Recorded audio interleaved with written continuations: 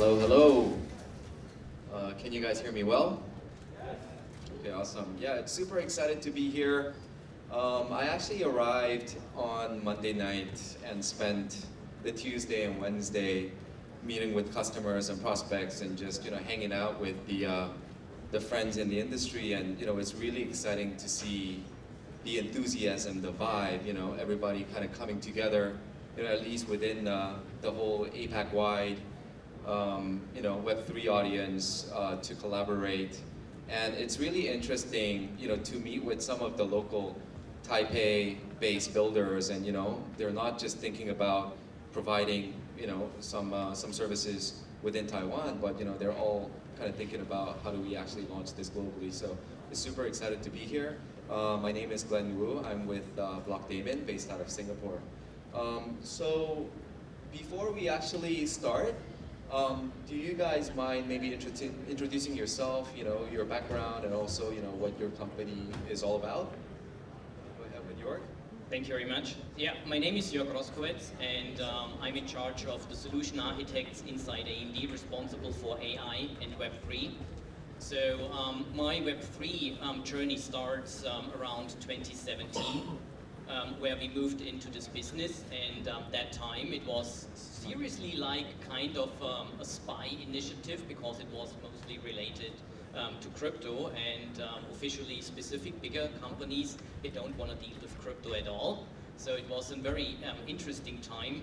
We joined the Enterprise Ethereum Alliance, worked with Consensus and with the Ethereum development team because already on the first stage, reading the white paper about Ethereum and Bitcoin, we were thinking about they must be more than crypto, right? So, we found out that this is a great technology, and worked with different institutions, which was very interesting, with the BGA, the Blockchain Gaming Alliance, on future games. And I have heard already on stage this morning that there are a lot of companies involving those technology as a kind of a digital rights management, right? Because an NFT is the next level of a digital rights management, with the benefits of a smart contract that you can resell or share items from games within the community, which is a great thing, and which is not really possible today. And then as we are a hardware manufacturer, we were thinking about, okay, what can we best value to that infrastructure and that technology? And then we found out that all these single items, like stored in the metaverse, needs to be hosted somewhere, needs to be hosted in the cloud. And then working with Google together, specifically about the security portion, which is very interesting, and we will share more details today with you. Okay, then it's my turn. So my name is Ify. I'm a solution architect focused on Web3 and AI here in Google Cloud. Based here, I used to be based in Singapore, and we're very happy to invite AMD to join us to come to the stage, come to Taipei Blockchain Week. So myself have been working in Google for 6 years, and then now in Web3 for 2 years. We are big supporter for Taipei Blockchain Week. Actually, the fun fact is last year we met the team in NYC NFT, which is in New York. And at the time, BZD, which is those volunteers behind the scene, they just wanted to bring those this kind of great events come to Taiwan and happen something here and bring all the energies. So we team up with them. At the time, it's actually very difficult because the gate is still closed here in Taiwan. Not at that moment, not welcome people from abroad. But then luckily, October opened up the gate, so everyone come and join. So we're very lucky that we are still working very closely with all the community here in Taiwan, in APAC, even around the world. And then now we wanted to, instead of just an infrastructure provider, we wanted to be more like a resource hub. We wanted to bring in a lot of things. So we will be the contact point for this industry to work with all the PAs, business entity within Alphabet, within Google, to do all the things. So yeah, we will talk a little bit more on the tech side today, and I hope you guys will enjoy. Yeah. Awesome. I guess it's my turn. my company, Blockdaemon, we're a blockchain infrastructure company. We're one of the largest node runners in the space. So I think, as of date, we run about 150,000 nodes globally. And obviously, we partner very closely with the cloud providers like Google here. Yeah, we are one of your validator provider as well, right? Yes, exactly. And as an extension of our node business, we have our staking business where we run about 35 staking validators, public chains, Ethereum and the likes. And lastly, we've made an acquisition of a multi-party computation company called Zephyr last year. So we are in the wallet space, securing keys through softwares, but also we do collaborate with a lot of hardwares and the likes of confidential compute technology as well to make sure the keys are even better protected than just using standard software. So, and myself, I'm based out of Singapore. I've been with Blockdaemon for about 2 years. I entered the industry back in 2018. I was Ledger, the hardware wallets head of APAC for about 4 years, and before that, I was based out of Hong Kong, throughout most of my career in TradFi space, specializing in data analytics. So that's my background. And yeah, let's start the panel. So, just to give you a little bit of backdrop, like AI and Web3, two of the hottest topic. And, are we just hype chasers here? When I first was given this topic to moderate, oh, okay, like there's AI, obviously, since everybody got to know about OpenAI, everybody's talking about it. And I did a bit of research, like in terms of startups that have AI as part of their marketing material versus startups that have Web3. And, it seems like AI seems to be a slightly bigger topic, but, since I think a couple of weeks ago, Bitcoin price hitting 44,000, I think we're kind of like even now. But is there a real meaning to it, right? There's a research from PwC estimating that by 2030, AI will contribute 15.7 trillion to the economy, and then that will basically boost the global GDP by 14%, which is some crazy number here. But are we talking about hype, or is this real? So I would like to ask you, maybe if you first. What do you think? I mean, can you first define AI and Web3 on a high level? And then where do you think the convergence or the benefit happens, in collaboration of the two technologies?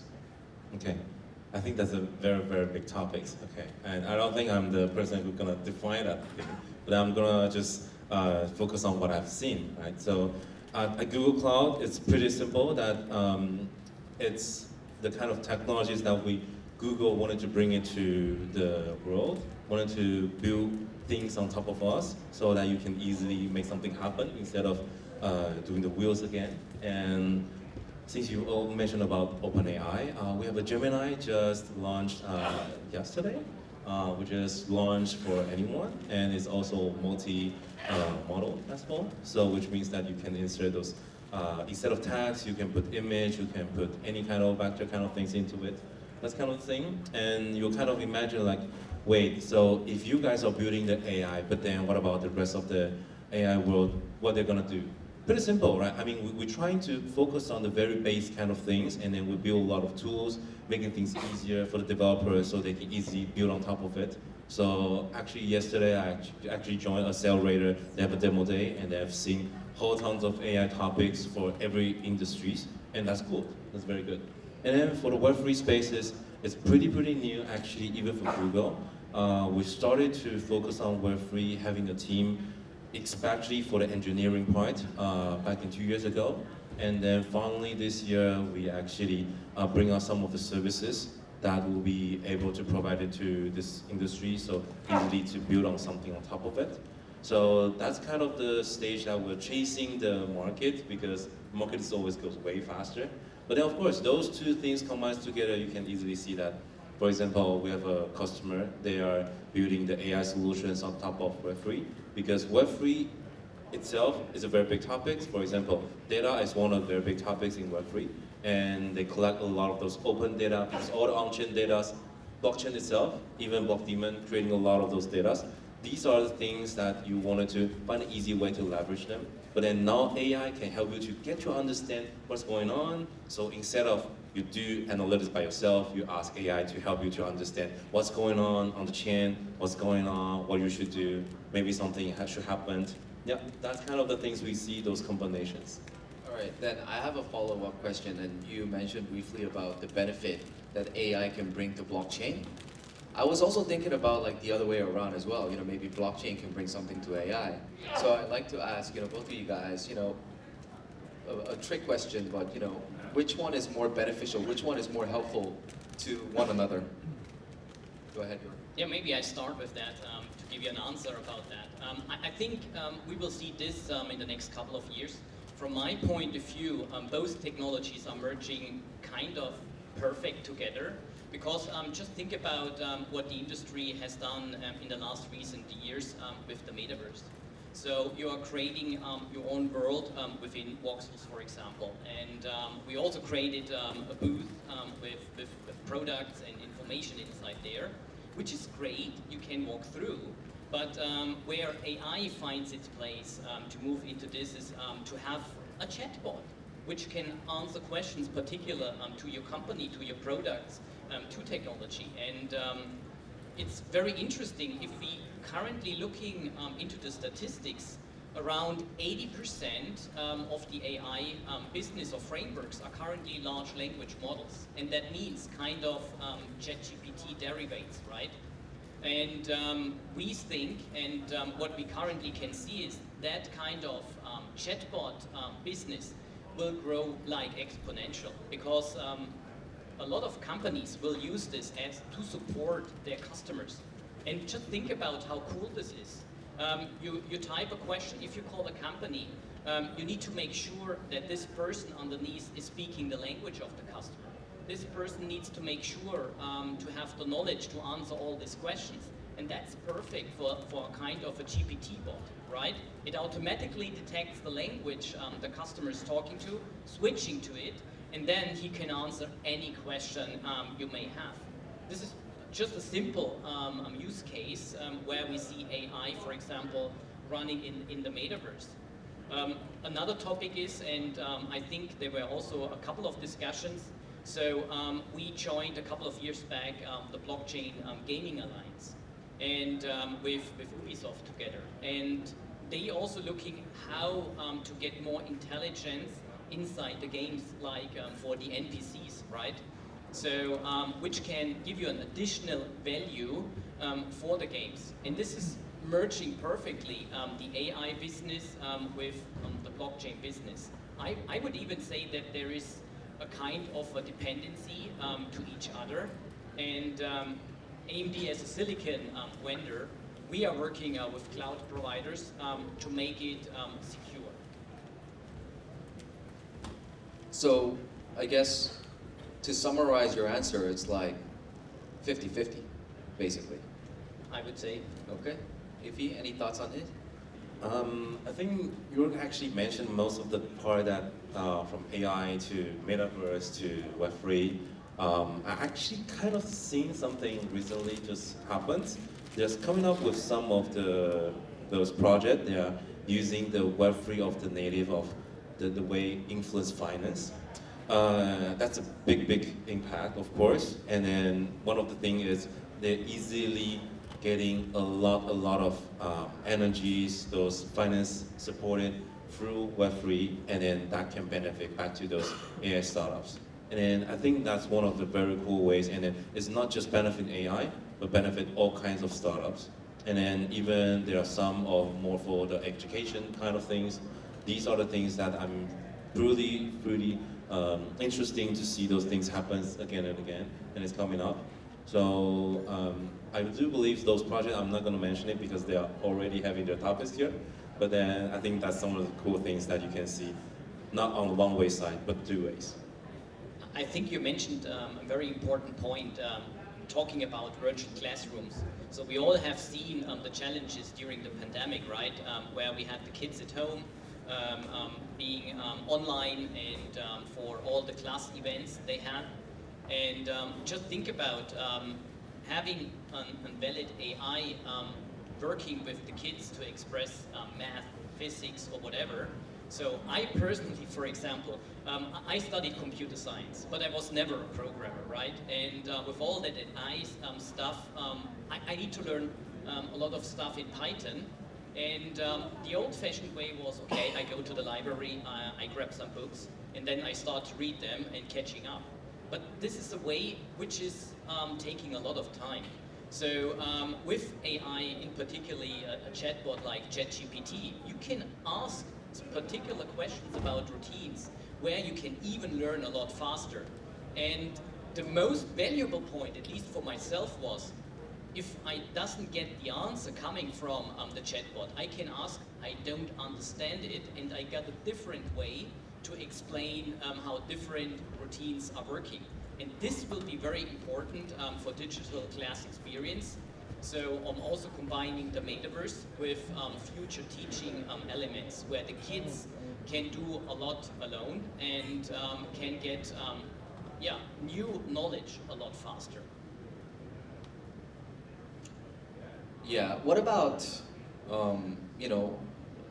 some of the challenges on the, I guess, the AI side of things? There's a lot of, deepfake scams. The AI is getting smarter, trying to fake that your kid is kidnapped by some bad people and trying to get some money out of, all of these, very smart and curated attacks. Or propaganda, like any kind of political religious agenda, trying to push out certain messages, and AI is getting smarter and smarter. It's listening to everything that we discuss and the contents that we consume. So these kind of challenges are something that anybody here can foresee. Do you think there's any benefit from the Web3 convergence to AI that could potentially help maybe alleviate some of these issues? Maybe starting with Ifi. Yeah, I think from our end, I don't think I can give you an example for the Web3 to benefit for that part of AI, but for example, from Google, that's one of the things that we've had the Web AI community, which is we are defining some of the principles internally that when we are building those AI services and then building those fundamental models, that we wanted to make sure that they're not going to harm humans. So at the same time, also our model kind of things, those API kind of stuff, we also have something called privacy filters. And those kind of things are all the benefits to making sure that things are well taken care of. And also mention about that kind of, some people, they use the technology to do some different ways, right? We're also building up some of the services from Google as well to kind of against that. Use the technology even wiser, and then you can against those things. Yeah. That's from our side. Very good. You mentioned already a lot of things about that. So I think AI is having similar challenges as we have seen within the blockchain ecosystem. So it is important to work with the technology and to add the ethical surroundings where the companies and the people are working in, right? So, another point is to educate governmental entities as well as companies which are moving into this kind of business. So, for example, we are doing this within Europe, so working with the European Commission on the ethical part, on the technology part. So first of all, explaining about what AI is, what algorithms are behind to influence the structure, or how to create a neural network, and setting the boundaries for each and every concept. And coming back to your question, so how to define this is a deep fake or this is real, I think a big part is about confidential compute, to trust the source where the information is coming. And we, for example, we are working within the CCC, the Confidential Compute Consortium, and with Google Cloud together, making sure that, for example, on a cloud instance, the virtualized environment is secured and trustful, having a private key. Everybody can validate the information coming from. Yeah, I think that's a really good point. And I'm not a technical guy, but I think the where the AI models actually consume the data from, and I think blockchain, as it provides the traceability, the tagging of where the data is actually coming from, the time stamp, that it has on the blockchain technology itself, this could be tremendously beneficial to, actually building AI models. But do you think there's, and also, I think, one of the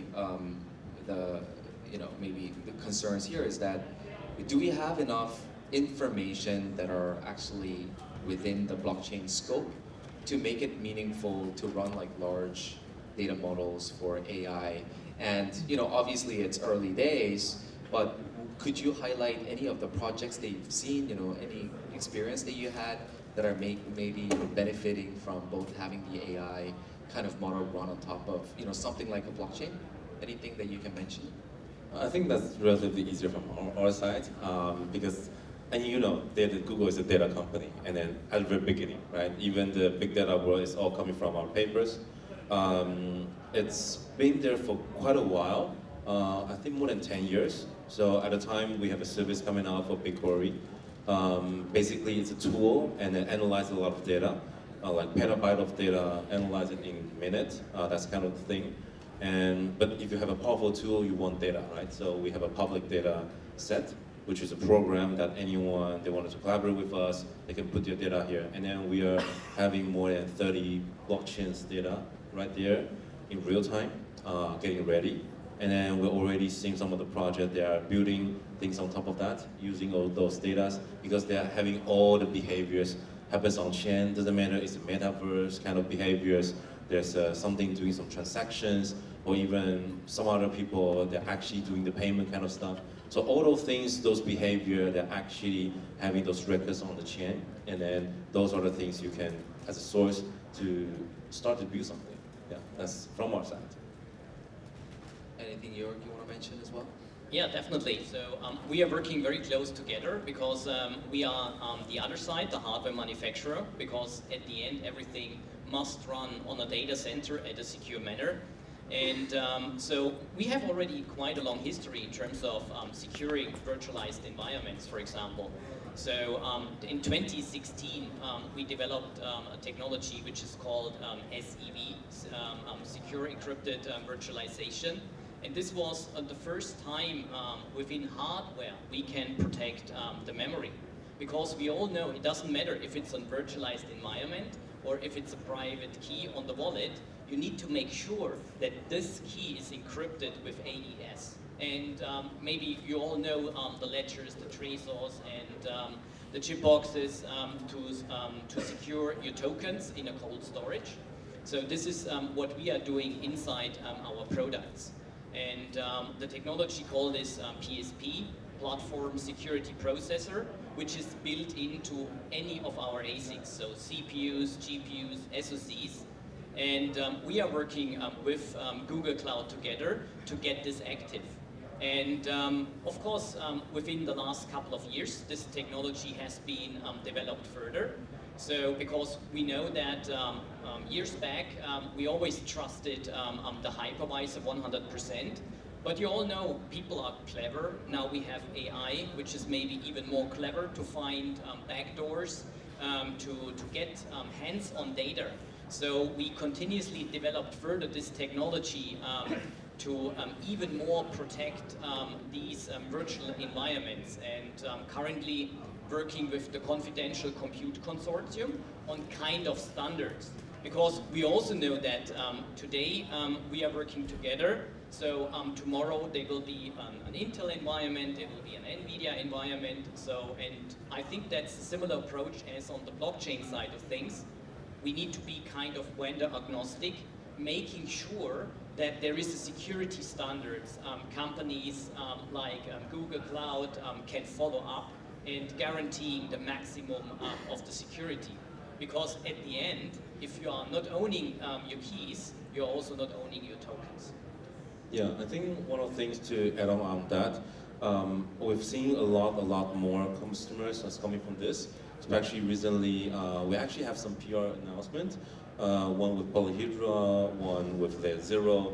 Those are the infrastructure projects within this Web3 spaces, and they are they're basically the lower layer of the network of this Web3 to sending those informations, and then they are building on top of all those security VMs, which is confidential VMs, and then that makes a lot of sense because when data means a lot, and then when even the data itself, it's a digital assets, even it's the key, those things will be making things way more secure and then up to the level and making sure those things won't be, I mean, even the validated things, which is one of the stuff that we have seen some scammy stuff kind of happens, and then that become a very important, more and more topics here.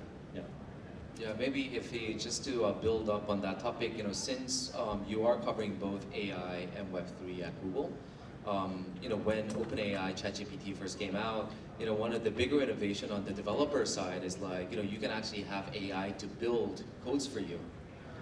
And to really kind of supplement, what you're doing as a developer, save time, and it's more accurate, no fat finger mistakes and things like that. So I was thinking from maybe, building something like a smart contract perspective, if you're working with a lot of Web3 startups, is this actually being leveraged, and does this actually make sense to, maybe have AI to, kind of do the, pen test in a way?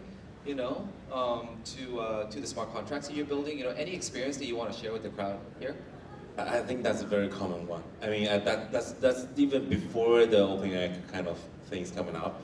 I mean, from us it's BART, and the model itself is called Palm 2, right now with Gemini. Pretty simple. You want to do auditings, right? And then you wanted to check on something first, and then you go for auditing, you want something to verify it. All those things, basically, they are all AI based. And of course, we have someone who's very experienced, something still, right? Need a human to get involved with their experience. That's kind of the bringing up to the next level, but then AI is the way that make things easier, scalable, and then they can easily build on something, put their knowledge into it.